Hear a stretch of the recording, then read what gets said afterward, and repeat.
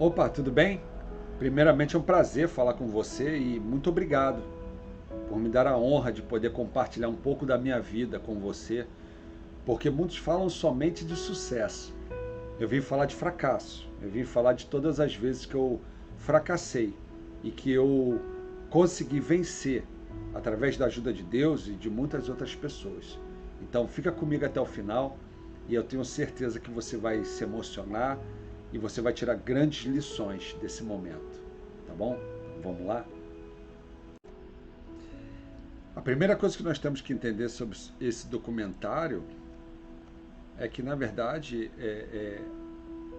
é apresentar a forma como eu aprendi a lidar com as dores emocionais, perda, falência financeira e a solidão através de experiências reais que eu vivi, né? Então, eu fracassei em todas essas áreas e fracassei forte, né? Porém, também eu consegui superá-las, né? E eu vou mostrar para você essa trajetória toda da minha vida aí que foi tão forte e importante, né? E a primeira parte, ela fala sobre o fracasso familiar. E antes de falar do fracasso familiar, como é que era o meu mundo? Era um mundo perfeito, né? E aí você vai ver aí, ó, em, em, em 2002, você vai me ver aí na setinha, né? De cabelo, ainda com cabelo ainda, né? E eu trabalhava numa loja de magazine. E foi muito relevante falar sobre essa equipe, porque ela me ajudou muito. Essa equipe aí me ajudou na parte pessoal, familiar e todas as outras coisas. Por isso que eu botei a foto da galera aí. Muito obrigado a cada um de vocês. É uma forma de honrá-los, né? E eu estava procurando emprego. Eu tinha marcado meu casamento e ainda estava sem emprego, né? E eu estava correndo muito atrás de emprego. E aí eu consegui, através de um grande amigo, esse emprego era um emprego de extranatal, não tinha vaga para efetivo, mas eu executei um bom trabalho e eu acabei me firmando nessa empresa e aí eu alcancei o valor mínimo que eu precisava para iniciar o meu projeto de casamento, né? Então, pela fé, eu marquei, alcancei o emprego, fiz a minha parte e me efetivei na empresa. E aí eu consegui ganhar um salário mínimo na época, mas já era o suficiente para traçar o plano inicial. E qual era o plano inicial? Me casar, né? Então, em 2003, como vocês estão vendo aí, ó, em 2003, 29 de 3 de 2003, eu me casei. Não posso nunca esquecer dessa data. Me casei com a Fernanda. Me lembro que nós é, é, casamos num lugar muito simples, né? Casamos na igreja metodista na época, né? Com o pastor Roberto, um grande homem de Deus, e um lugar muito amoroso. Nos ajudaram demais no nosso casamento, a igreja toda ajudou. Fomos muito agraciados por essas pessoas, nós temos um amor muito grande por elas. E fomos para nossa casa, a morar numa kitnet cedida pela minha saudosa sogra, dona Derli, um amor que cuidou de nós de uma forma muito grande também. Muito obrigado, dona Derli. Agradeço até hoje, né, por ela ter cedido aquele espaço para a gente morar. Era um lugar muito apertadinho, mas foi o início da nossa vida, né? E pegamos móveis de um lado, televisão de outro, né? Móveis usados, outros doados, outros comprados. E assim nós iniciamos a nossa vida com uma escassez financeira, mas com abundância de amor, de carinho e de metas, né? Sabendo que ali era só o início. E aí nós planejamos de imediato ter o nosso filho, porque nós queremos tê-lo cedo para poder ter vigor, força. E foi um plano nosso de ter o nosso filho. Então, no dia 25 de 8 de 2004, nasce o Miguel, né? O Miguel nasce para alegrar a nossa vida. Ele nasce para trazer para a gente assim um regozijo muito grande, sabe? Então, assim, foi uma injeção de ânimo muito grande. A gente planejou, compramos um monte de coisas antes. E aí foi muito bacana esse nascimento do Miguel. E aí, de onde veio o nosso início do fracasso da família, né? O fracasso da família começou exatamente com a morte do Miguel. Miguel nasce e 5, 6 dias depois ele falece. Mas qual é o pior? Ele falece no dia do aniversário da Fernanda. E olha que coisa terrível. A criança nasce para dar uma, né, mudar a nossa vida. A gente entende que o avô morre, o pai morre, você morre, o filho morre, mas quando o filho morre na frente de todo mundo, é uma punhalada da vida que você não consegue entender. E ainda mais quando é na data do teu aniversário. É muito complicado isso, né? Então, nós passamos por algumas etapas aí, né? E aí está o Miguel muito forte, né? Uma criança muito forte, e ela morre de uma forma brutal, que a gente vai te explicar detalhadamente isso, mas que muda todo o curso da nossa vida. Uma vida que era humilde, mas estava regrada, com propósitos, né? Eu e Fernanda nunca deixamos de ir para a igreja, sempre estávamos na igreja juntos, caminhando em busca do nosso propósito.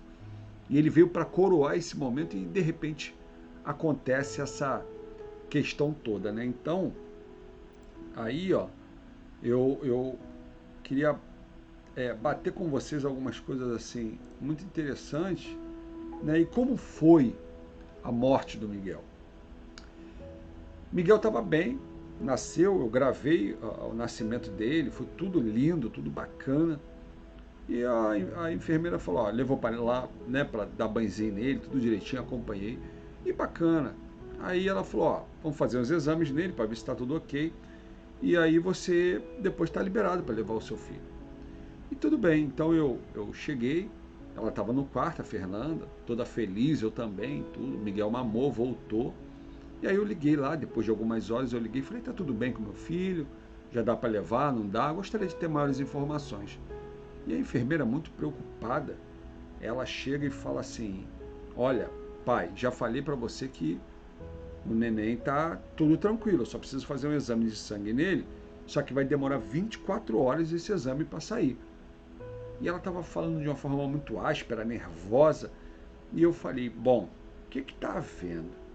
Tem um laboratório dentro do hospital, né? Um exame de sangue não demora 24 horas, e por que ela está tão nervosa assim? Deixei passar algumas horas, instintivamente fui no laboratório. Bom, pensei, possivelmente ela fez o exame aqui. E aí eu pedi o exame, falei, ó, eu sou o pai do Miguel Camargo e queria o exame dele de sangue. Tá pronto? E prontamente o rapaz falou, está pronto. Imprimiu, me deu, olhei, era do Miguel mesmo, botei no bolso, subi, fui para o quarto. E aí perguntei novamente, enfermeira, tá tudo bem com meu filho? Como é que tá a questão do exame? Pai, eu já não falei que esse exame só vai sair amanhã? Falei, mas como só vai sair amanhã se eu tô com ele no bolso? E aí já comecei a ficar estressado, a gritar com ela. Falei, ó, o que que tá acontecendo? Qual é o problema que está acontecendo? Ela, não, pai, calma aí que eu vou verificar. Desligou o telefone. Alguns minutos depois ela liga, informando que estava tudo ok, que era um equívoco essa questão do exame demorar. Que dentro de alguns minutos ela ia preparar o Miguel para ir embora. Eu falei, tudo bem, mas está tudo legal com ele? Está tudo legal com ele. Não deu nada no exame. Tá bom. Preparou o Miguel, fomos embora. Aquela festa em casa, né? Uma festança em casa, mas depois desses 5, 6 dias aí, ele começou a passar muito mal, e ele começou a ter sintomas de engasgo, a pigmentação do corpo dele começa a se perder. Eu peguei o carro do meu pai emprestado na época, Fernanda botou qualquer roupa, ela estava com a cesariana ainda, bem recente, né? 5, 6 dias, e aí nós fomos para o hospital. Nessa correria do carro, eu bato num buraco, Fernanda com o neném no colo, pressiona a cirurgia, dá um problema nos pontos dela, e ela não vai embora, eu fui assim mesmo. Fomos para o médico, e lá o médico pegou o Miguel,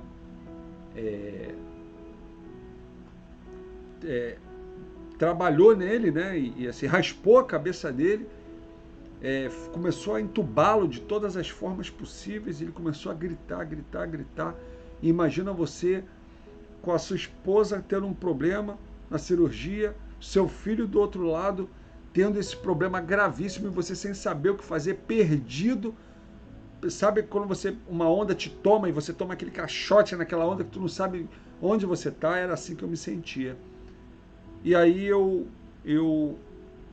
comecei a orar, pedir a Deus discernimento e tudo, mas Deus começou a esclarecer as coisas, eu comecei a me acalmar, e aí o médico nos chama, nisso Fernanda já estava comigo, falou, vamos fazer o tratamento canguru no neném.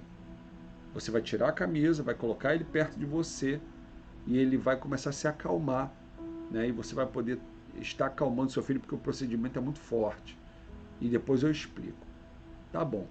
Fomos para lá, o neném estava gritando muito, Miguel gritando, gritando, gritando, e a gente pegou, né, o Miguel, botou no peito e de forma impressionante, ele começou a ficar quieto.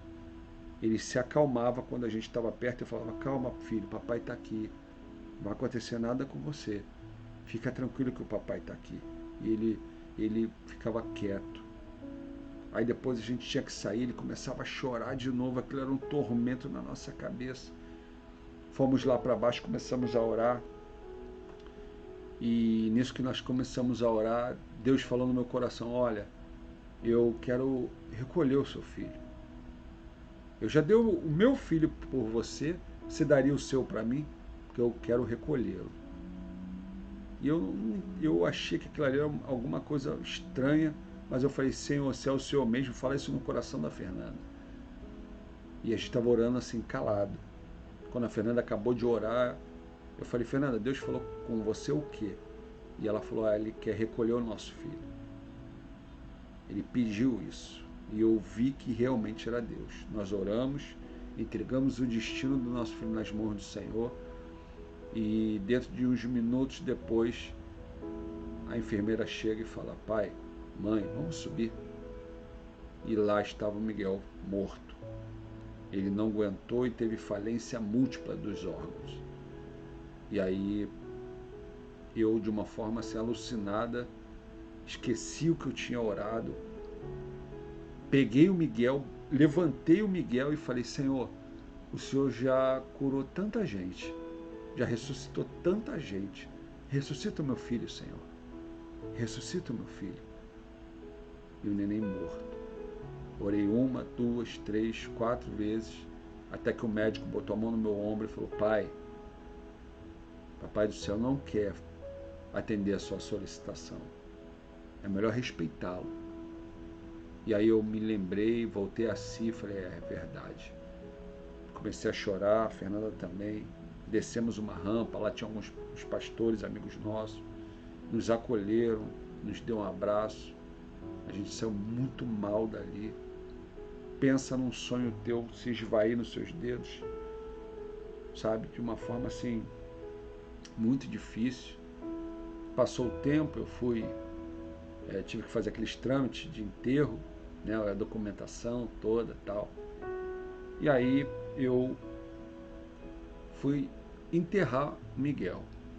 Como é que foi esse enterro? Foi muito difícil. Porque imagina você ter que enterrar o seu filho, um sonho seu, um pedaço seu. E aí eu fui, teve enterro, teve a cerimônia, tudo direitinho, e eu fui levando meu filho no caixão, e a Fernanda do lado. E eu tive uma outra alucinação de que ele estava sufocado naquele caixão, e eu falei, Fernanda, ele está vivo, Fernanda. Ele está sufocado ali. Ele está sufocado, ele está vivo. A Fernanda falou, Wagner, ele está morto. Ele morreu, filho. Não tem mais jeito. Nós começamos a chorar, eu estava sem força para colocar aquele caixão naquele buraco. E quando eu fui colocando ele naquele buraco, a areia foi caindo sobre o caixão. A vontade que eu tive foi de me jogar e morrer junto. Mas eu olhei a minha esposa, debilitada por causa de uma cirurgia difícil, cesárea, por complicações que ela teve. Olhei ao redor, eu falei, Senhor, caramba, me dá força. E aí ali terminou tudo. E foi algo assim muito difícil, sabe? Muito difícil, muito difícil. Aí depois de um tempo, eu fui para casa e eu procurei o hospital novamente para saber o que houve. E engraçado, quando eu fui procurar o hospital, as pessoas me chamaram pelo nome. Oi, seu Wagner, tudo bem? Eu estranhei, sabe por quê? Porque tem muita gente que nasce lá. Tem muitos pais. Como ficaram sabendo do meu nome sem nem ao menos eu conhecer ninguém? Achei estranho e fui no advogado, um amigo meu. E o advogado falou, Wagner, pode ter havido um erro médico. Procura saber de pessoas que trabalharam lá, como é que foi a rotina e tudo. Você tem algum documento? Eu falei, eu tenho. No bolso da minha calça tinha um exame de sangue. Aí ele falou, traz esse documento para mim, porque eu já peguei alguns casos assim. Não sou médico, mas traz para mim. Quando eu levei o documento para ele, ele falou, olha, pelo nível de plaquetas aqui, ele estava com as plaquetas muito baixas, ele não poderia sair. E ele saiu, então provavelmente ele pegou uma infecção generalizada, ele deveria ter ficado lá por conta disso. Então, assim, provavelmente foi um erro médico. Eu voltei lá, nervoso. Aí os seguranças não quiseram deixar eu entrar. Eu falei, ó, não mete a mão em mim. Não mete a mão em mim, senão vocês vão arrumar um problema. E aí eu entrei, veio o diretor do hospital me atender. Eu falei, cara, como o diretor do hospital veio me atender? Eu falei, vocês mataram meu filho, vocês mataram meu filho. Não, não, não, não, não, não. E eu fui pesquisando, sondei pessoas até que, enfim, eu fiquei sabendo que na noite que meu filho estava lá, que era o único neném que estava lá,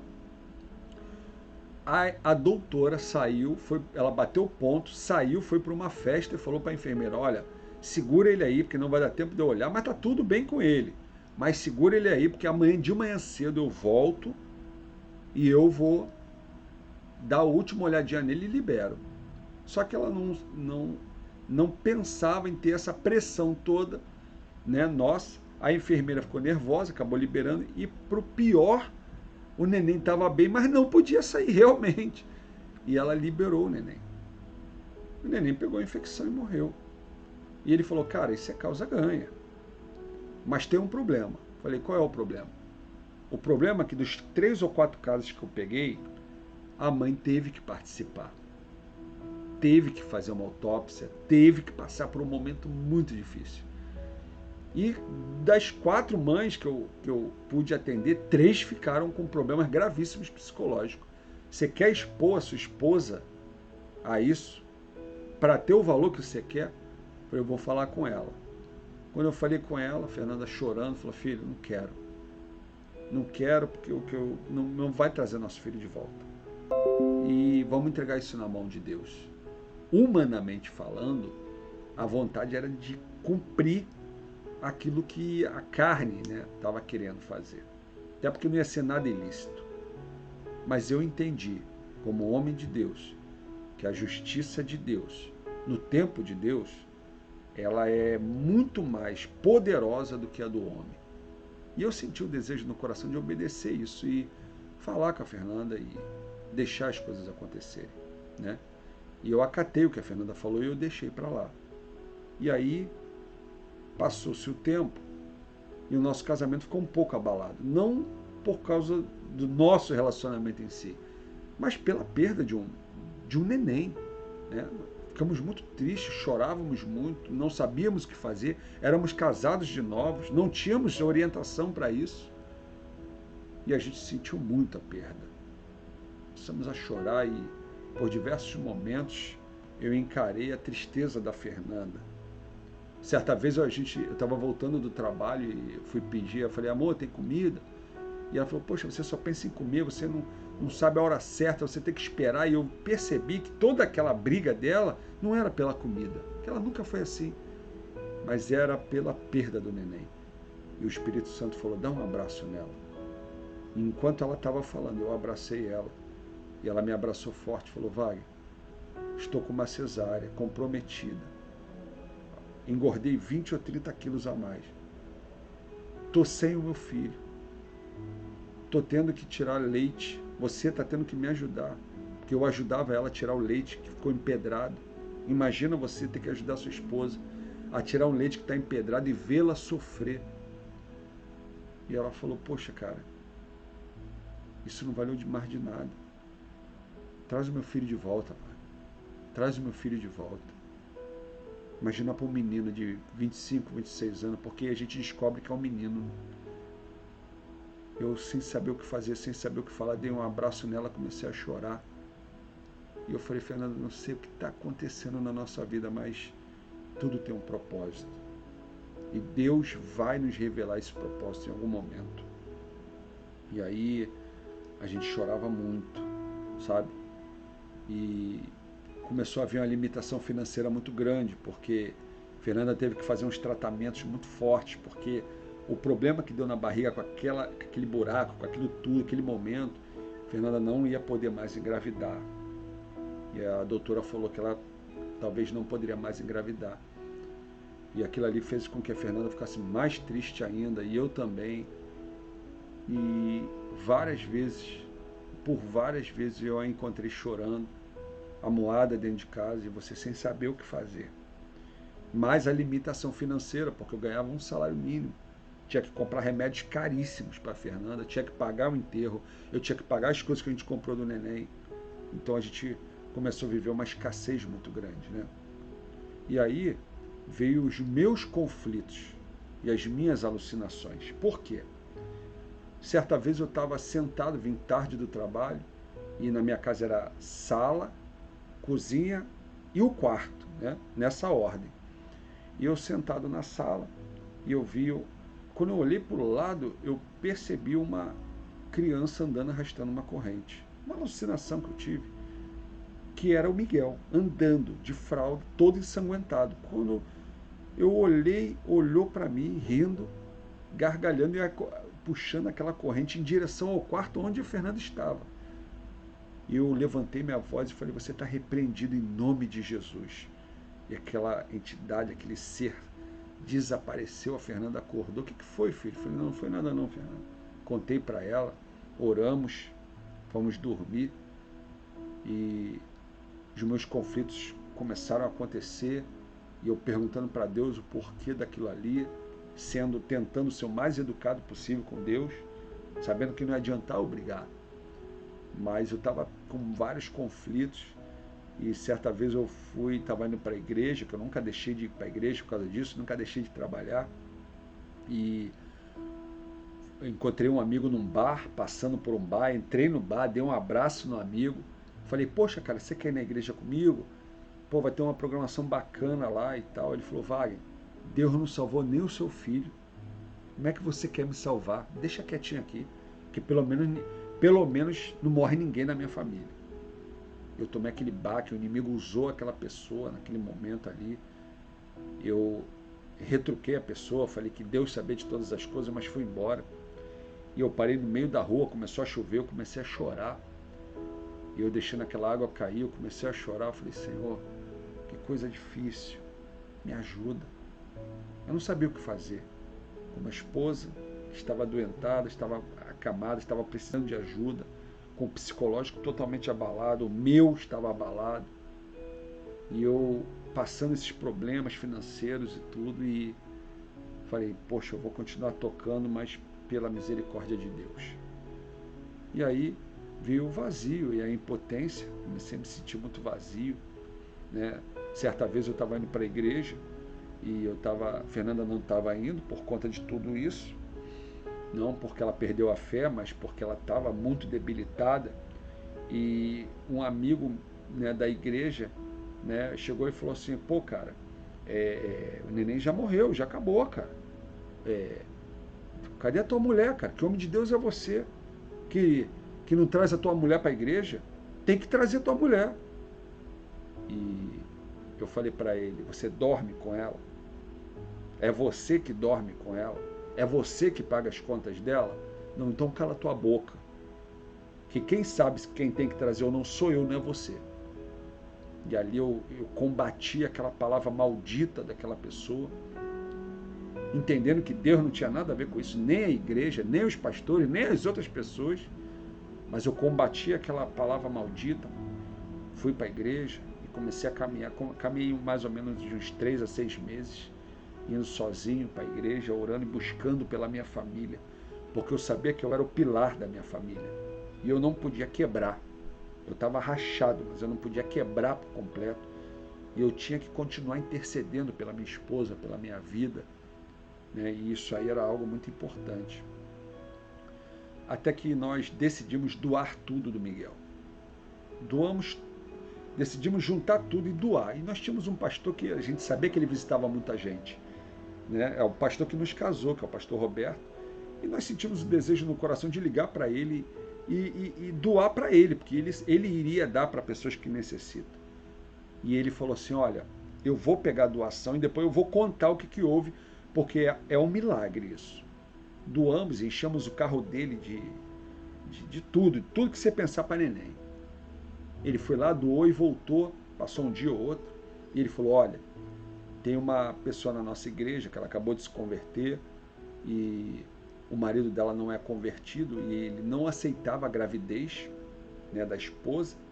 E ele falou, eu não vou para a igreja e se você se converteu, que Deus mantenha esse filho. E eu não sabia o que fazer e eu ajoelhei e orei.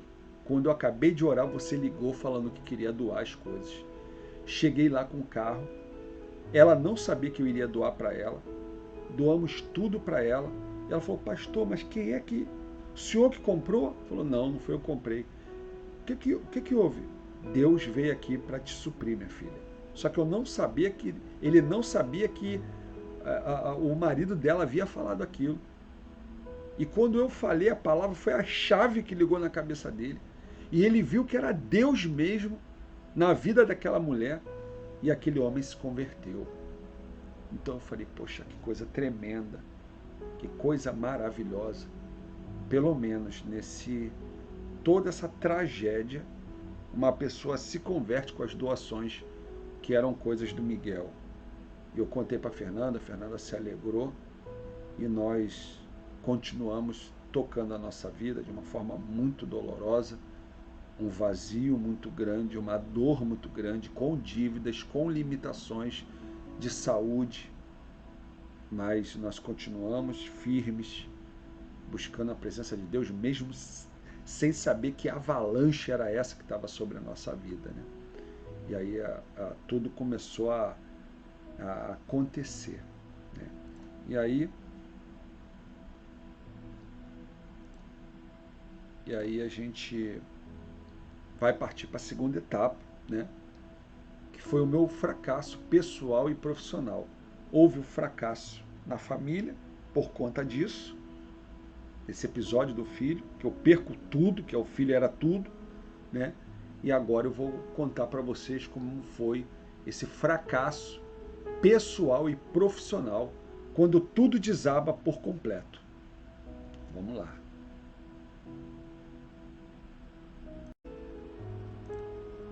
Aqui a gente já começa a ver um Wagner morto. Um Wagner sem expressão. Você pode perceber aí, ó, na foto, que todos estão sorrindo, eu não. Porque a dor já tinha me consumido. Aquele homem que era extra-natal, que conseguiu ser líder lá dentro, ajudar pessoas, esse homem já estava vazio, fazendo apenas a sua parte corporativa, mas internamente estava sem força nenhuma para trabalhar. Então, o que acontece é que no banheiro do trabalho era o meu refúgio. Eu chorava muito no banheiro. Então eu deixava de almoçar e na minha hora do almoço eu ia para lá chorar, até os meus olhos ficarem vermelhos e doloridos de tanto chorar. Porque eu não sabia o que estava acontecendo na minha vida, né? Então era uma tristeza muito, muito grande. E aí, após isso acontecer, da morte do nosso filho, né, uns 6 meses depois, eu sofro um atentado. Que atentado é esse? Esse atentado ele é ocasionado no momento em que eu estava saindo do trabalho, trabalhava nessa loja, né, de magazine, e era num shopping. Então, todos vocês sabem que no shopping não fica ninguém dentro da loja quando fecha o expediente. Então, eu estava fechando o expediente, aí saiu o vigilante, saiu o caixa e a gerente. São as 4 pessoas que ficam até o final da loja, né? Então, final do expediente. Então, nós saímos, fechamos tudo. Era uma época festiva, né, e tudo. Naquela época eu pegava um transporte, uma Kombi, e até um outro local para eu pegar outro transporte. Entrei, em frente ao shopping, eu entrei nessa Kombi, e no meio do caminho, ao invés de ir reto no destino, essa Kombi dobra à sua direita numa descida e anda em alta velocidade. E quem estava na Kombi? O motorista, uma pessoa do lado do motorista, né? Do lado do motorista dá 2 pessoas, mas tinha uma pessoa só. No primeiro banco de trás tinham 2 casais. No segundo banco estava uma pessoa, né? Do lado das janelas, e eu do lado da porta, né? Uma porta de correr, e bacana. Quando ele dobra à direita, a pessoa que estava junto comigo no meu banco, né, encostado lá na janela, puxa uma arma e fala: ó, é um assalto. Botou na minha cabeça: é um assalto. E como estava escura, e eu falei: ok, levantei a mão. Só que no banco da frente, o casal que estava próximo à janela, na mesma direção do miliante lá, do bandido, o homem era policial. E ele olhou pelo retrovisor e viu isso, e viu essa questão. Ele segura a arma do cara com uma das mãos, e com a outra mão ele puxa a arma para poder atirar no cara. Lembrando que ele segura a arma do garoto, só que está apontado na minha cabeça, né? E quando ele puxa a arma, o garoto segura a arma do policial também. E fica aquela aquela trocação de tiro dentro da Kombi, aquela coisa louca, aquele som ensurdecedor. Nisso, o rapaz que está próximo, o casal que está próximo à porta, o rapaz abre a porta com força, a porta trava, que é de correr, e ele joga a esposa. Quando ele joga a esposa, ele pula também. E nisso que ele pula, isso que eu estou falando, mas foi fração de segundos. Quando ele pula, eu falei: eu vou pular também. Eu abaixo o banquinho e pulo também. Nisso, eu tomo um tiro no braço, com aquela trocação toda, né? A menina que cai, ela bateu, que era uma descida de um poste, ela bateu com a perna no poste, deu fratura exposta na perna dela, e o rapaz está com alguns tiros na perna. E aí eu falei: meu Deus, sangue para tudo quanto é lado. A rua era uma rua de movimento. Quando a gente pulou, os carros desviando, aquela coisa toda. Quando eu pulo, tinha um carro parado, eu bato com o corpo no carro, rebento o carro todo, eu bato e volto para a pista, bato com a cabeça e fui arrastando o peito no chão, as costas no chão.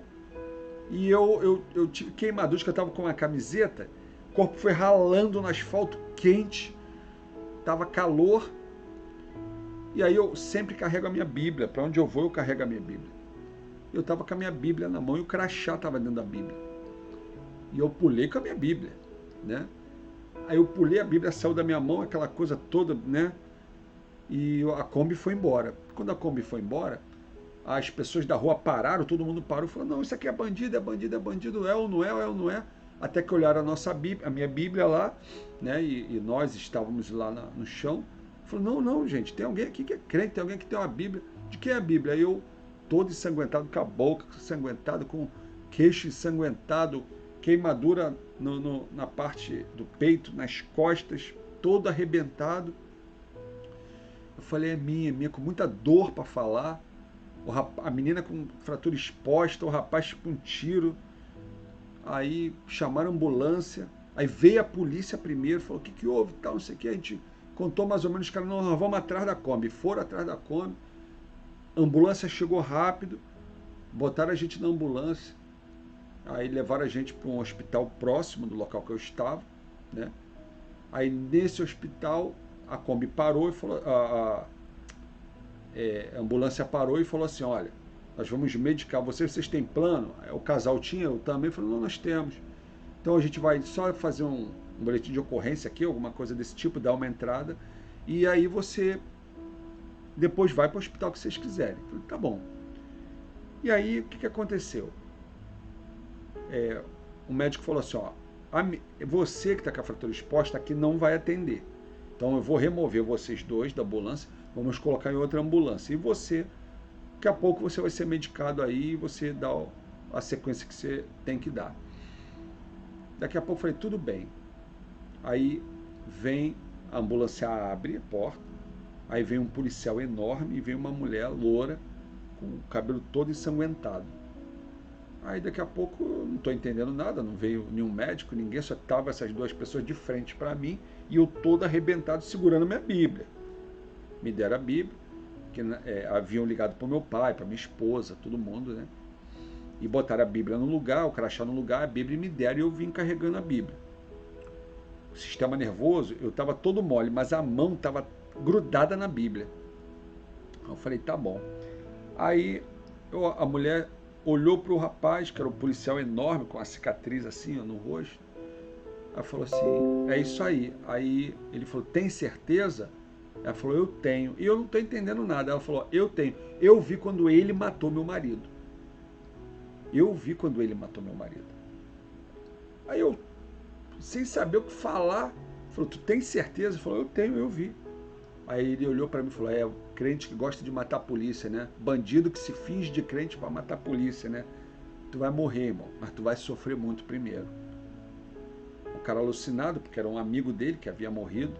E o que aconteceu com o policial? Nessa trocação do policial com o bandido, o rapaz que estava à frente era o que estava rendendo o motorista, que era cúmplice do outro. Então, quando ele viu aquela trocação toda, ele virou e deu um tiro na cabeça do policial. A mulher se fingiu de morta e eles fugiram sem roubar absolutamente nada. Ninguém. E com essa tragédia toda, né? E aí, voltando, a mulher havia garantido que fui eu que dei o tiro no marido dela. O rapaz me pegou por aqui, pelo pescoço, pegou pelas calças, o rapaz de trás me levantou. Nisso, o batalhão todo do cara estava lá, falou, nós pegamos o cara, nós pegamos o cara. E o pessoal falou, mata ele, mata ele. Quando chegou na porta do hospital, o rapaz falou, o policial falou, ele já entrou morto, tá? Já entrou morto. Me levou para uma salinha de 3 metros por 3 metros aproximadamente, tinha uns 6 ou 7 homens lá. E lá eu apanhei pra caramba. Eles pensando que eu que havia matado o marido da menina, o policial que estava lá, né? E eu já não aguentando mais aquela coisa toda, para lá, bate para lá, bate para cá, eu todo ensanguentado, batendo nas feridas e tudo, e me empurrando para lá e para cá. Eu já estava desfalecendo, fiz xixi nas calças toda, sabe? Fiz xixi nas calças toda. E eu falei, Senhor, há 6 meses atrás, meu filho falece. Há 6 meses atrás, minha esposa tem um problema e não pode mais engravidar. E agora eu estou sofrendo tudo isso. Se o Senhor quiser, o Senhor pode me levar, Deus. Porque eu não aguento mais. E eu me lembro desse dia como se fosse hoje. Eu já não estava mais sentindo dor nenhuma, sinceramente falando. A Bíblia ainda estava na mão, agarrada à mão. Meu sistema nervoso começa a relaxar, eu solto a Bíblia, todo ensanguentado, todo mijado. A Bíblia cai e cai o crachá. Aí tinha um major lá, me lembra, né? O major fala, para tudo. Ele é trabalhador, cara. Isso aqui é um crachá. Não é. E o cara da cicatriz, que era um amigo, devia ser um amigão desse policial. Não é, major, não é. Vamos matar ele. Calma. Pega o crachá. No crachá, no verso, tinha minha matrícula, que era a matrícula 1605, e tinha um telefone do call center. Pensa você em ligar para um telefone de um call center, de uma loja. Quanto tempo não demora para você ser atendido? A musiquinha tocar. E esse telefone não era nem da central da empresa. Era um telefone do atendimento que não estava ligado à central, né? Aí o cara pega e fala assim, ó, nós vamos ligar para lá para saber se você trabalhou lá. E se tocar 3 vezes e não atender, 2, 3 vezes não atender, nós vamos te matar. Que a gente vai entender que você forjou esse crachá. E eu, já sem esperança de nada, já pedindo a Deus para me levar embora, o telefone toca, eles ligam, e o telefone tocou uma vez, alô, alô. Aí trabalha algum Wagner Camargo, matrícula 1605. Aí do outro lado falou assim, sim. Trabalhou hoje? Sim. Tá bom, obrigado. Ele chega e fala assim, ó, gente, pegamos o cara errado. O major chega e fala assim, olha só, vamos te deixar aqui, procura um médico, procura alguém, e nós vamos em busca do cara que matou o nosso amigo. Saíram, eu estava todo mijado, todo cheio de sangue, com um tiro no braço. Eu tomei um tiro no braço, sangrando muito. Eu saí, abri a porta, me rastejando. E os enfermeiros desse hospital falaram, ó, deixa pelos cantos, daqui a pouco ele morre, é bandido, daqui a pouco ele morre. E eu falei assim, para onde eu vou, desnorteado, fui andando, me arrastando pelas paredes, até que eu fui andando sem rumo, encontrei um banco, sentei, com a boca cheia de sangue, nariz, tudo, todo ensanguentado. E lá fora estava o pessoal da igreja, estavam meus pais, estava uma multidão querendo entrar, e o segurança desse referido hospital estava lá e falando, ó, aqui não tem nenhum Wagner Camargo, aqui só tem um bandido e um policial morto. Sorte que na minha igreja tinha um homem que era uma referência na parte do bombeiro, que ele deu uma carteirada e entrou com a minha esposa, entrou com a Fernanda. Quando ele entra com a Fernanda, ele vai me procurando, deu carteirada, e antes dele me achar, eu estava sentado num local muito lá no fundo do hospital, e esse homem com essa cicatriz veio correndo na minha direção. Aí ele veio me entregar o crachá e a Bíblia. Falou, ó, eu vou pegar quem matou meu amigo. E foi embora, deixou a Bíblia no meu colo. Passou-se algum tempinho, eles me acharam, né? E eu quero muito falar o nome dessa pessoa, que é o diácono Admilson, né? Muito obrigado, meu amigo. Eu não tenho como lhe agradecer. E o diácono Admilson, ele me pega, me levanta, e ele fala para Fernanda, vem comigo. Ele falou, ó, ninguém encosta nele. Ele veio me rastejando para fora do hospital, me tirando, eu rastejando. Aí o médico falou, olha, vão tentar dar alguma coisa para ele, não deixa ele tomar nada. Não deu outra. Veio uma pessoa ou outra e falou, ó, toma isso aqui para melhorar, toma aquilo ali. Não, ele não vai tomar nada, Fernanda falou. Ainda me levaram para uma delegacia, e numa delegacia o delegado falou, cara, vocês estão malucos, estão pegando esse cara aqui, esse cara não era nem para estar aqui, não tem nada a ver, pô, cara, pode ir embora. E aí eu falei, tá bom. Aí, quando eu fui embora, fui para um outro médico, e lá foram fazer raspagem, para raspar a carne que ficou, né, porque eu fui rastejando, ralando no asfalto, foi caco de vidro, com pedra, com tudo. Falou, ó, ele tem que fazer uma raspagem, né? E aí nessa raspagem botaram um balde com álcool iodado, alguma coisa desse tipo. Falou, ó, morde aí. Uma atadura. Perguntou ao meu pai se meu pai queria ficar, se a Fernanda queria ficar. Eles ficaram. Ele falou, ó, morde porque vai doer. Mas se eu não raspar, você pode ter um problema ainda maior. Falei, tá bom.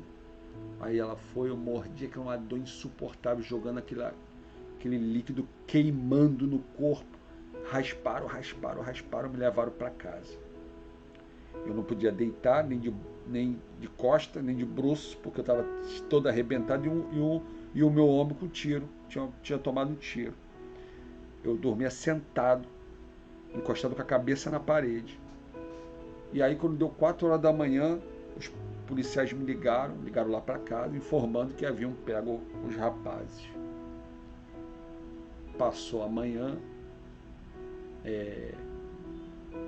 inclusive muitos me perguntam, pô, cara, você não denunciou, você não falou nada, tal. Eu falei, ó, eu não vou ser o primeiro, nem o último caso. Inclusive foram amigos meus, outros amigos policiais, amigos querendo fazer justiça e tal. E eu falei, cara, eu não quero que um problema gere o outro. Eu vou entregar isso na mão de Deus. Então, amanhã fazer alguma coisa com esses caras, aí amanhã vem alguém retalhar minha família, deixa eu tomar meu prejuízo sozinho. Então foi essa a decisão que eu tomei. E quando chegou no outro dia, de manhã cedo, Fernanda liga para o trabalho informando tudo o que ocorreu. E aí, algumas horas depois, chega a gerente na minha casa, chega o gerente junto com alguns amigos, e eles falam, Wagner, como é que você tá e tal? Eu expliquei, falei, ó, cara, mas como é que aconteceu isso? Aí eu falei da ligação, e eles começaram a chorar. Falaram, amigo, se saiu você, se saiu o vigilante, se saiu a gerente, né, e o caixa, quem atendeu esse telefone? Não tinha ninguém para atender esse telefone. Não é ligado a central o telefone. Quem atendeu esse telefone?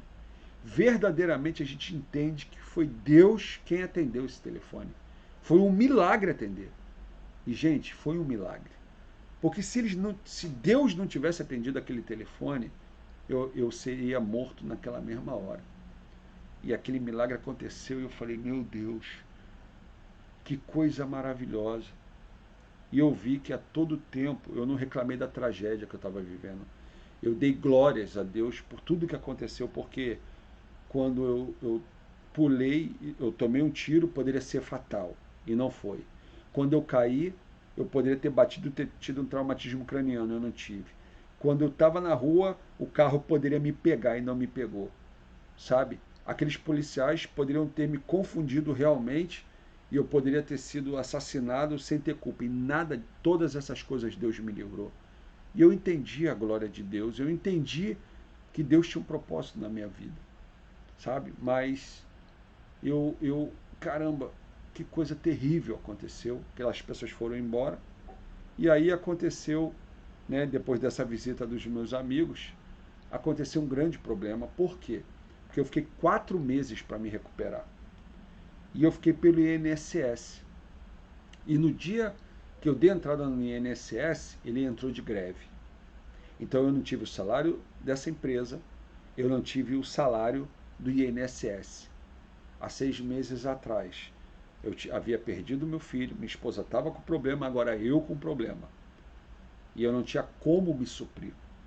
E aí veio um grande problema que foram as humilhações. Eu comecei a ser humilhado. Por quê? Porque como eu morava no quintal da minha sogra, e a Fernanda tinha muitos parentes, né? Uns concordavam, outros não com o nosso relacionamento, muitos indagaram a ela falando, olha, você trouxe um cara para casar contigo, o cara é ferrado, o emprego dele ele não consegue mais dinheiro, e agora ele virou seu filho, porque você tem que cuidar dele como uma mãe. O que esse cara pode te dar? Abandona esse cara, manda esse cara voltar para casa da mãe, ele não serve para você. E por muitas vezes eu ouvi aquilo ali no quarto, todo arrebentado, e eu chorava. E teve uma vez que eu falei com ela, eu falei, filha, você quer mesmo encarar isso? Ela falou, eu quero, é até a morte. É até a morte, Wagner. Eu comecei a chorar, ela me abraçou, porque ela me dava banho e ela que limpava minhas feridas. E as feridas de queimadura, você passa uma pomada cicatrizante e não pode pegar poeira. Então passa uma gaze. Então ela seca. Então tem que arrancar aquilo tudo de novo, botar, arrancar até a pele ela ficar boa. Eu estava todo arrebentado. A gente recebia doações de amigos, levavam bolsas de compra, sacolão. A gente nunca falava para as pessoas como estava dentro da nossa casa. Mas as pessoas sabiam que a gente estava vivendo. Meu pai, minha mãe, meu Deus, pilares na minha vida, como me ajudou, minha irmã, como me ajudou muito, sabe? Dona Derli, caramba, nos ajudaram muito. E outros familiares nossos não nos ajudaram. Teve outros familiares da minha parte, da parte dela, que falaram muito. Vai fracassar, não vai dar certo. E eu chorava muito. Eu falava, Senhor, o que está acontecendo comigo? E nós fomos muito humilhados, sabe? Tinha dia que não tinha nada para comer. Tinha dia que a gente comia arroz puro. Tinha dia que comia, a gente já chegou a comer 10 dias só legumes, porque era o que tinha. E ela administrava o pouco que tinha pra gente, ainda cuidava, e eu não conseguia nem andar direito. E aí veio a falência total. Quebrado financeiramente, a esposa não podia mais ter filho. O filho que nós tivemos foi morto. E eu, a minha dignidade, ela havia findado ali. E eu realmente achei que eu fui e cheguei no fundo do poço. No fundo do poço. Foi muito, muito difícil ver a minha família acabada ali. E eu impotente, sem poder sair da cama. E minha esposa lutando com o resto que se tinha para a gente poder sobreviver. E aí, eu vou contar para você agora como foi a virada. Quando tudo começa a dar certo depois dessa avalanche de coisas que acontecem. Existe um momento da virada nas nossas vidas, né? Existe esse momento tão especial e ele não só acontece para alguns, ele acontece para a gente também. Eu cheguei no fundo do poço. Cheguei num momento que eu não tinha mais dinheiro, eu não tinha reconhecimento das pessoas, eu não tinha condição física. Minha família passava por uma necessidade extrema.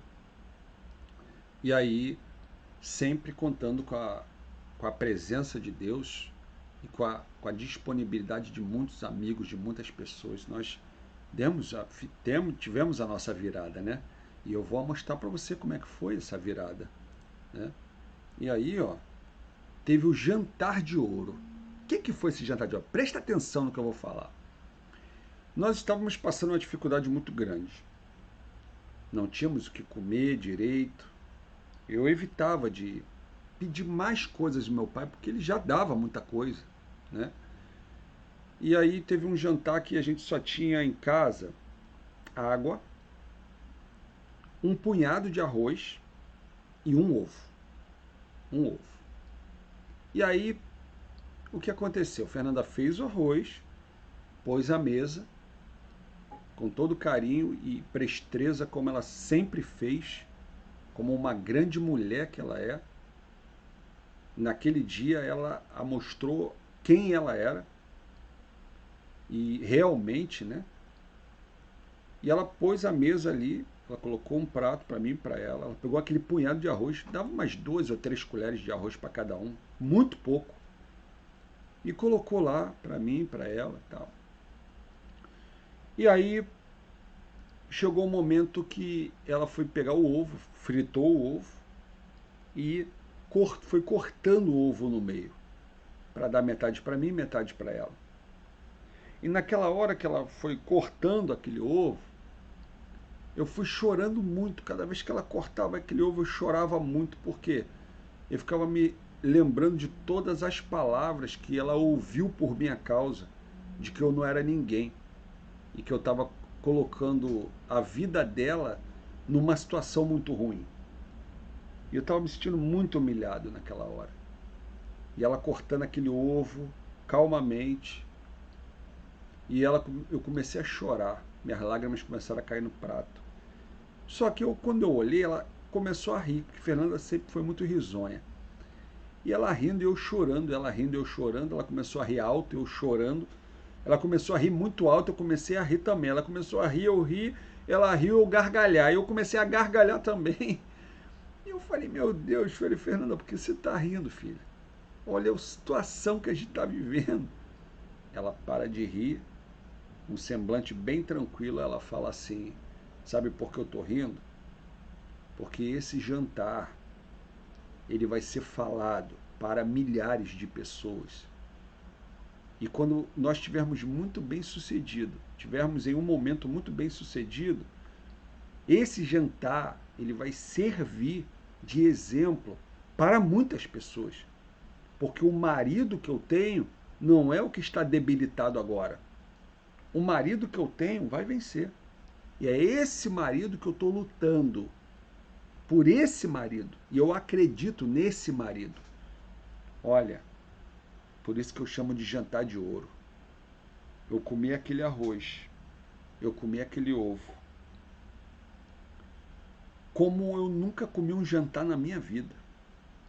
Porque o jantar ele veio recheado de poder. Ele veio recheado, sabe, de um amor que eu nunca tinha sentido antes da minha esposa. Uma palavra profética que penetrou no meu coração e eu me redescobri de dentro para fora. E eu olhei para ela e falei, meu Deus, uma mulher que caminhava para ir para a igreja comigo, a gente não tinha nada, né? A pé. E às vezes ela estava grávida do Miguel, pisando na lama. Eu lembro de uma vez que nós fomos para a igreja, começou a chover muito, a gente tinha aqueles guarda-chuva furrequinha, sabe, que quebra a toa, que charuta, que o vento leva. Uma ventania, o guarda-chuva não deu para nada. Passou um irmão da igreja, ela estava grávida. O irmão queria dar uma carona, mas a esposa olhou, viu aquela chuva, a gente molhado, carro novo, não quis dar carona para a gente. E eu olhei para ela e falei, filha, hoje você pisa na lama, mas vai chegar um momento que eu vou abrir a porta do carro para você entrar. Eu sempre profetizei isso para ela, porque eu sabia que eu fui projetado no casamento para fazê-la feliz. E naquele momento, daquele jantar, voltando para o jantar, acabamos de jantar, e aí, quando foi de manhã, 6 horas da manhã eu acordo, eu mesmo fiz os meus curativos, levantei com uma força de um leão, não acordei ela, fui no banheiro, me molhei, porque eu tinha que passar soro para arrancar os curativos, começou a sangrar, eu limpei, botei outra pomada, eu mesmo passei as pomadas nas costas, em tudo quanto é lugar. Ela viu aquele barulho, aquele movimento, tá maluco, você vai aonde? Falei, eu vou executar o homem que você acordou ontem à noite. Ele ressuscitou, Fernanda. Mas o INSS está de greve, a empresa não está pagando, você não pode trabalhar. Eu falei, eu posso sim. Eu todo arrebentado, eu tinha uma bicicletinha azul, tá a foto aí, tá uma foto ilustrativa, né? E eu, na época, eu fazia parte de TI, de montagem, manutenção de computadores, notebooks e outras coisas mais. E eu peguei a minha bicicletinha azul, enchi o pneu dela, botei 2 camisas, botei uma mala de ferramenta, peguei um celular e falei, Senhor, eu preciso de mais um milagre. Eu vou ligar para 10 pessoas. E se 10 pessoas não quiserem o trabalho, que elas possam indicar pelo menos uma. E eu liguei para as 10 pessoas. Das 10, uma precisava de trabalho e as outras indicaram mais 2. Eu fui e eu sabia que eu não podia ir para falhar. Não tinha como eu não consertar, eu tinha que consertar. Eu tinha que fazer o negócio andar. E aí eu fui na primeira casa, consegui. Cobrei um valor pequeno. Voltei para casa com a bicicletinha azul, dei o dinheiro para ela, falei, ó, vai no mercado com esse dinheiro, tira o dízimo daqui, vai no mercado e compra o que você tem que comprar, de urgente. Vai para onde? Vou voltar. Não almocei, voltei para a rua de novo, consertei mais aqueles 2 computadores, trouxe mais aquele dinheirinho, paguei uma conta de luz, que estavam muitas contas atrasadas, sobrou um dinheirinho, e no outro dia eu fui com a minha bicicletinha azul, eu andava quilômetros e quilômetros na chuva, no sol, e aquela força que estava dentro de mim, eu comecei com a bicicletinha azul a atender muita gente. E aquilo ali começou a estabilizar a minha vida financeira. E aí o retorno financeiro começou a acontecer. E eu comecei a pagar minhas contas, a gente começou a fazer, as minhas feridas começaram a melhorar, eu comecei a tomar os antibióticos e a coisa foi melhorando, melhorando, meu braço melhorando, e eu comecei a trabalhar, loquei uma sala, uma lojinha para botar mais computadores lá, e nessa época eu já estava consertando 20, 30 de uma vez, e eu comecei a trabalhar, e o que que acontece? Eu ganhei asas. A minha vida empreendedora começou naquela bicicletinha azul. Eu entendi que eu era capaz em Deus de vencer o impossível, de contar com um milagre. Eu trabalhava 12 horas por dia, porque eu pensava, se eu trabalhava 12 a 14 horas por dia numa empresa, por que eu não vou trabalhar para mim? E eu comecei a me disciplinar, a atender bem os clientes começaram a me indicar outros e outros e outros e outros e outros e outros e outros. Eu montei um negócio. E ele começou a prosperar muito, esse negócio. E aí, com tudo já equilibrado, o meu negóciozinho já funcionando, surge o meu primeiro milagre, né? Na verdade, nisso, volta, né, o INSS, volta a empresa, eu já estava já voando, já ganhando dinheiro, e aí o meu primeiro milagre, ele nasce, que é a Manor, né? Em 30 de 11 de 2006, aqui ó, 30 de 11 de 2006, nasce a Manor. Olha, foi a coisa mais emocionante da nossa vida, porque a Fernanda não podia ter filho. Nós encontramos uma ginecologista, que eu tenho que falar o nome dela, a doutora Joaciara, que a gente estava sem esperança, a gente já tinha tentado tudo. Ela falou assim, olha só, vocês tentaram tudo, porque foi o querer de vocês. Entrega na mão de Deus, para de ser ansioso, para todo o tratamento que vocês estão fazendo, nada disso vai funcionar, entrega só na mão de Deus. Nós fizemos o que aquela mulher falou e a Fernanda conseguiu engravidar. Um milagre, sabe? E aí ela veio para encantar nossas vidas. Manu foi a restituição de uma perda que a gente teve, um buraco que a gente não sabia como preencher. E nasce minha filha, qual eu amo demais, minha primogênita, que é top, top, top. Ela, sabe, é um amor, ela é o nosso orgulho, né? E ela veio para trazer o brilho nos olhos da Fernanda novamente. Eu vi pela primeira vez a minha esposa sorrir depois de tantas dores que nós vivemos. E ela veio para trazer essa alegria, esse brilho nos olhos da minha esposa novamente. E aí, nesse meio tempo, eu também tive um grande amigo. Comecei a trabalhar por conta própria, comecei a desenvolver o trabalho, né, de uma forma muito grande. Na época, o INSS voltou, eu peguei o dinheiro, a outra empresa voltou também, e eu saí da outra empresa, né, e montei um pequeno negócio de consultoria para atender pessoas com o know-how que eu já havia conquistado, né, de muitas etapas, né, de trabalho. E eu tive um grande amigo ao qual eu fiz um trabalho na empresa dele, prestando um serviço, e houve um momento muito crítico na vida dele, e eu tive com ele nesse momento crítico, quando todo mundo foi embora, e eu fiquei com ele até o final. Ele fazia hemodiálise, ele ficava 3 vezes na máquina. Nessas vezes que ele ficava, eu cuidava da empresa dele como se fosse minha. E eu falei, eu só saio daqui quando você ficar bem, cara. Pessoas abandonaram ele, familiares, possíveis amigos que não eram amigos, funcionários, e eu briguei pela empresa com ele. E houve um momento que só ficou eu e ele. E lutamos, começamos do zero na empresa dele novamente. Fizemos vários processos e ele cresceu, ficou bem. E quando passou o final do ano, que ele conseguiu recuperar tudo, estava muito bem, eu falei, cara, você está bem? Ele falou, eu tô, Wagner.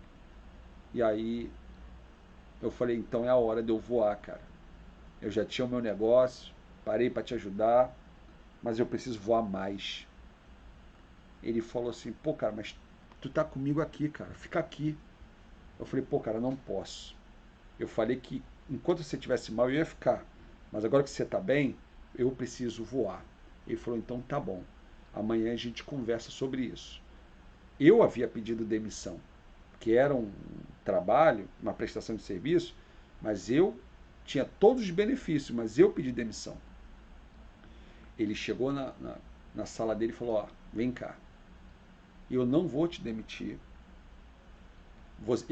tô te mandando embora, então eu tô pagando tudo que você precisa como alguém que foi mandado embora, e você falou para mim de uma especialização que você precisava, né? Falei, é. Ele falou, ó, ele puxou um envelope e falou, agora aqui, ó, tua especialização tá paga. E agora você vai poder fazer essa especialização. Na época era um curso de gestão de pessoas muito importante. E eu não tinha a mínima condição de pagar. E ele me pagou o que eu precisava e ainda me deu o valor do curso todo. E eu falei, meu Deus. E ele é, é, pagou tudo. E eu falei, caramba, cara, muito obrigado. Ele falou, o que você fez por mim, eu estou fazendo por você. E ali eu pude me especializar e eu pude crescer, me desenvolver, ampliar o meu negócio e eu comecei a buscar aí sim clientes para mim por um negócio do zero. E aí eu comecei essa trajetória para recuperar a parte financeira, já que já tinha a Manu, né? E a gente precisava dar um gás para poder refazer a nossa vida. E aí, ó, eu vou te contar como foi essa última parte, o segredo de como eu consegui vencer e alcançar aquilo que eu precisava para dar a volta por cima.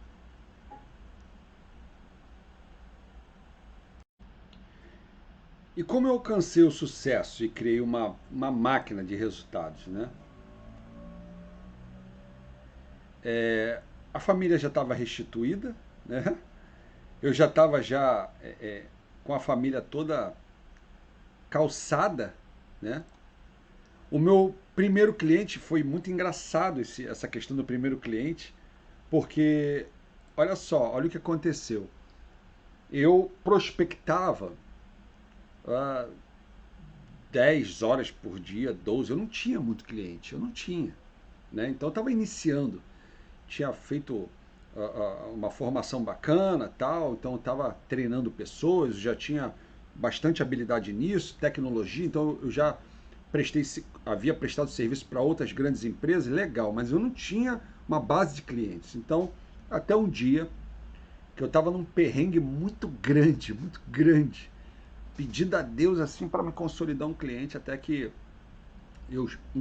uma pessoa me liga e fala assim, Wagner, olha só, vem em tal lugar, escritório X, que o chefe aqui gostou da tua proposta. O que eu fazia?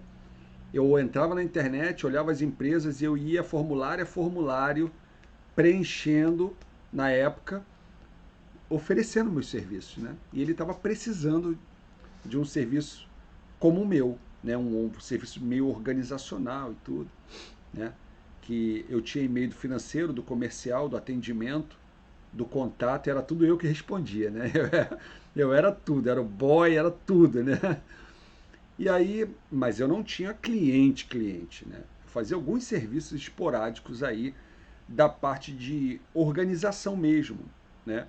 Corporativa, porque eu trabalhei muito tempo nessa área, né? Cheguei, peguei o contato, peguei uma Kombi, depois peguei um trem, depois peguei um ônibus. Do ônibus até o local começou a chover. Eu apertei, desci do ônibus. E assim que eu desço do ônibus, o ônibus passa, tinha uma poça. O carro passa voado e me molha todo. me molha todo. Falei, meu Deus do céu, chovendo. Eu estava sem guarda-chuva, aquelas chuvas repentinas, né? Falei, tá bom, não vou desistir não. Fui até lá encharcado. Eu usava o terno do meu casamento ainda, os dois sapatos furados, furado mesmo. O rombão embaixo. Reco, reco, reco, reco, aquele barulho. Cheguei no local, aí a secretária me olhou de cima e embaixo, olhou para lá, para cá, falou assim: Wagner? Aham, Wagner Camargo? Uhum. Ela pega o telefone e fala: chefe, ó, Wagner Camargo tá aí. Do tipo, cara, não é nada daquilo que você tá pensando. Falou: manda entrar. Quando ele mandou entrar, ar-condicionado gelado, e eu todo molhado, um frio me tremendo. Ele quer que diminua o ar? Eu falei, não, por favor, tal. Aí eu não quis sentar, que eu estava muito molhado. Ele falou, não, pode sentar. Eu falei, não, mas eu estou molhado. Ele falou, pode sentar. Aí eu sentei, ele falou assim, cara, pegou muita chuva. Eu falei, teu escritório é longe daqui? Aí eu falei assim, não, eu não tenho escritório. Não, não, ele falou assim, deixou o carro longe daqui? Eu falei, não, eu não tenho carro. Eu vim de condução. Falou, então o teu escritório é perto? Aí eu falei assim, não, eu não tenho um escritório. Aí ele olhou para mim e falou assim, cara, quantos clientes você tem iguais a mim? Eu falei assim, nenhum. O senhor é o primeiro. Aí ele falou, você vem todo molhado, não tem um carro para me atender, tu não tem um escritório, e eu vou ser a tua primeira cobaia, é isso mesmo? Me dá um motivo para você poder prestar esse serviço para mim. Eu falei assim para ele. Falei, ó, sabe qual é o motivo? O motivo é o valor. Porque, cara, pega o valor que eu tô te cobrando hoje. Porque daqui a um ano, no máximo, eu vou estar valendo 6 vezes mais. E talvez você não vai conseguir me pagar. Então eu estou te dando o privilégio de ser o meu primeiro cliente com o meu primeiro valor. Ele olhou para mim, sério, botou a mão no telefone, olhando para mim, discou, falou para a secretária, ó, fulana, pode pagar, pode iniciar o pagamento do rapaz, tá fechado o negócio. Pum, desligou o telefone. Apertou minha mão, fui embora. Quando eu desci a escada, peguei o telefone, liguei para Fernanda. Fernanda, se arruma aí que nós vamos no Guanabara fazer compra. Chamei ela para fazer compra que não tinha nada. Comecei o trabalho com ele e o trabalho explodiu. O trabalho na empresa dele explodiu. Foi um sucesso. E aí, o trabalho na empresa dele explodiu, né? Eu começo a ganhar o meu espaço, porque eu comecei a ser comentado em um monte de lugares para um monte de pessoas, porque ele era uma pessoa bem influente na época, né? E aí, ó, veio a minha ascensão. Eu comecei a dar treinamento para uma empresa, para outra empresa, para outra empresa, para outra empresa, para outra empresa, e assim foi. Comecei a dar treinamentos em cima de treinamentos para empresas de grande porte, né? E essas empresas começaram a indicar outras empresas, e aí eu me capacitei, me tornei um auditor da ISO 9001-2015, e eu me especializei na área de consultoria e auditoria, né, dando capacitação, orientando e auditando empresas para a gestão da qualidade, para multiplicar o resultado dessas empresas. E aí eu comecei a crescer, e aí veio outro milagre no decorrer disso, que eu alcanço mais clientes, nasce a minha filha Carol, né? Em 25/6/2014. E a família se completa. Olha a cara dela aí, né? Cara de braba. Nasceu dessa forma, né? Eu gravei e fotografei. Carol nasce. E aí eu consigo contemplar a minha primeira filha pegando no colo, né, a minha mais nova. E elas são muito unidas até hoje, de vez em quando briga, né? Aquela coisa de irmão. Mas são um em carne. E aí eu vejo a minha família, meu Deus do céu, com dupla honra. Eu vejo Deus me dar dupla honra e eu vejo a minha esposa se realizar com essa dupla honra. Meu Deus do céu. Eu falo, Senhor, que coisa maravilhosa. Eu começo a agradecer a Deus porque minha família completa. Eu começo a agradecer a Deus porque o negócio voando, sabe? Eu começo a ver a restituição total de Deus na minha vida. E as coisas acontecendo de uma forma sobrenatural. E não para por aí. Porque eu conheço o cara que é o meu irmão, meu amigo, meu mentor, o cara assim que Deus colocou no meu caminho para me ensinar a ser ainda melhor. Foi o Gilson Montenegro, meu sócio, meu amigo, meu confidente, meu treinador, ele é meu tudo. Um cara que está comigo em tudo. Eu louvo a Deus pela vida desse homem. É um grande homem, é um ícone, é uma referência para mim, né? E aí nós montamos a Parceria Positiva, que é uma rede de network, uma empresa de treinamento, consultoria, auditoria e franqueabilidade. Migramos, voamos, começamos a voar forte.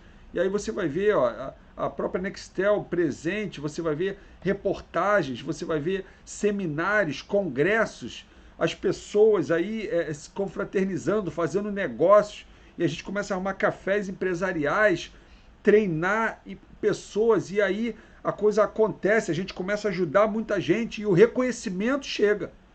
Veio a ascensão e agora o reconhecimento, né? Começamos a fazer grandes eventos e esses eventos começam a ser divulgados de uma forma sobrenatural, começa a palestrar em muitos outros locais, começa a me tornar uma referência em gestão da qualidade, em multiplicação de resultados desafiadores, porque minha vida foi um desafio, eu saí do zero, não foi uma faculdade que me ensinou a ser quem eu sou, foi a vida, e Deus me ensinou a sair de um buraco, a viver uma ascensão, e a gente começa a crescer, a crescer, a crescer, a multiplicar os nossos clientes, a treinar pessoas no Brasil inteiro, e aí as coisas começam a fluir, e eu lanço livro, começo a trabalhar nessas questões, minha família comigo, e eu começo a voltar aquele brilho no meu olhar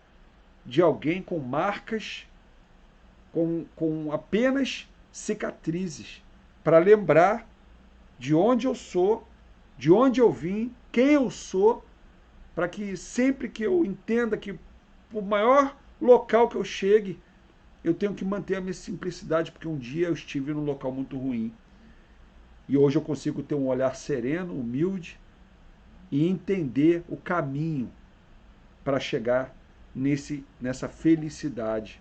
E aí eu lanço meu primeiro livro, Amigos ou Não, porque no momento que foi difícil, eu tive pouquíssimos amigos, eu consegui relatar isso no livro chamado Amigos ou Não, e aqui foi o lançamento desse livro, foi um lançamento maravilhoso, né, onde nós tivemos a presença de grandes e verdadeiros amigos, né, com a minha família presente. Depois eu lancei o segundo livro, que é o Desperta, que é um livro falando sobre como você consegue despertar de uma vida morosa, de uma vida, sabe, adormecida, para uma vida de sucesso.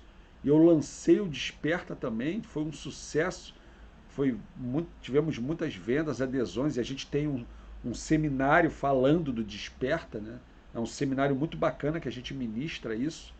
E aí nós resumimos a consolidação da nossa vida de um casamento dificultoso no início, de muitas lutas, para um casamento de sucesso, de alegria, onde nenhum dos problemas conseguiu acabar com a intensidade do amor e do carinho que a gente vive, né? Que a gente tem um pelo outro.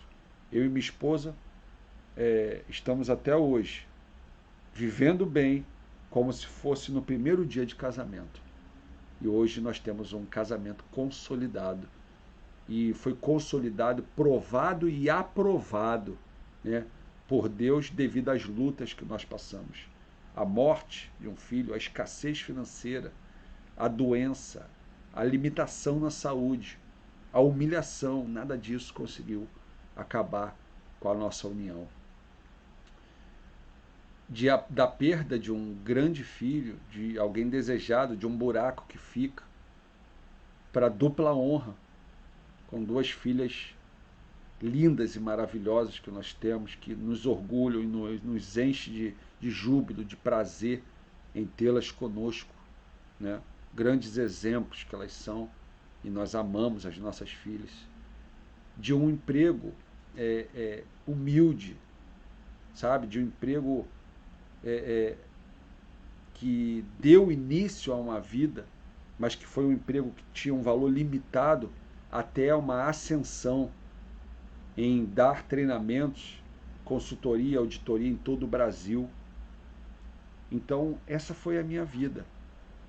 Uma vida testada, aprovada, uma vida sacrificada, mas uma vida de vitória. E eu tenho muito a agradecer a Deus, aos poucos e potentes amigos que eu tenho, agradecer ao meu pai, à minha mãe, à minha irmã, pilares na minha vida, a dona Derli, agradecer a alguns irmãos e irmãs da Fernanda, agradecer a igreja que nos ajudou, nos sustentou, e enxergar isso, esse flash, é te dizer que a sua vida pode ser assim. Ela não tem só coisas ruins, você pode desfrutar de coisas boas em vida ainda. E isso é uma possibilidade totalmente capaz para você. Você pode alcançar isso também, né? E aí, nós empreendemos juntos, trabalhamos juntos, curtimos juntos esse crescimento, né? E a gente, como a bicicletinha azul se transformou em um grande negócio, né? Muitos me perguntam como Deus transformou o meu casamento, como o fracasso se transformou em sucesso, sabe? Isso tudo foi através de muito trabalho, muita dedicação, acreditar, ter fé, não desistir, porque tudo que eu te contei agora em alguns minutos demorou anos, sabe? E nós ainda temos muito para conquistar. E eu consegui aprender e a passar como lidar com o fracasso que eu vivi, como construir uma carreira sólida, porque graças a Deus eu construí, como desenvolver um negócio lucrativo, porque eu comecei do zero, de uma bicicletinha azul, como ajudar pessoas em sua caminhada pessoal e profissional, que nós montamos uma rede de network e ajudamos centenas de pessoas. Nós criamos um método, né? E eu transformei toda essa experiência num método que eu chamo de método positivo. É um método de multiplicação de resultado, como foi a minha vida. Que ele é baseado nos padrões da ISO, desenvolvido com situações reais, com estudos de casos de todos os meus clientes no Brasil. Ele é altamente prático e aplicável, desde a sua bicicletinha azul até a sua ascensão. Então, com o decorrer disso, eu criei o método, e ele é uma formação que pode ser feita online ou presencial, comigo mesmo, né? Presencialmente ou online também, e onde eu ensino como eu alcancei, como você pode alcançar, né? Tudo aquilo que eu também alcancei, que é totalmente possível sair do zero para alcançar a sua ascensão de uma forma muito trabalhosa, mas com o método correto para você não andar em círculos, para você ir direto ao ponto, né? E aí eu dou 50% de desconto para todo mundo que fizer contato comigo informando que viu o documentário, né? Então você vai ter 50% de desconto, tá? E aí esses são os meios de contato que você tem. Você pode aí pausar o vídeo e ver, tá? E eu quero te agradecer. Esse aí é o meu Instagram. Peço a você que curta lá, compartilhe, comente, porque essa experiência de vida ela pode ajudar muitas outras pessoas também. Então eu eu quero finalizar aqui te agradecendo. Espero que em algum momento esse documentário ele tenha te ajudado. Espero que você não perca as suas esperanças. Entenda que se você chegou ao fim do poço, olha para cima, porque é de lá que vem o socorro, é lá que está a luz. Então, eu quero que você entenda que se você também, em algum momento, tem um negócio e você quer aprender o método que eu construí, com base real em tudo que eu te mostrei, né? Se você se identifica, é só você fazer o contato. E eu vou ter o prazer de te mentorear para que você alcance grandes resultados na sua vida. Quando você chorar comigo, eu vou entender, porque eu chorei também. Quando você falar para mim que está difícil, eu também vou te entender, porque foi muito difícil para mim. Eu não vim de um berço de ouro. E eu quero te agradecer. Peço a você que compartilhe nossas redes sociais, compartilhe esse documentário. E muito obrigado por quem você é. Muito obrigado por você estar aqui comigo até agora.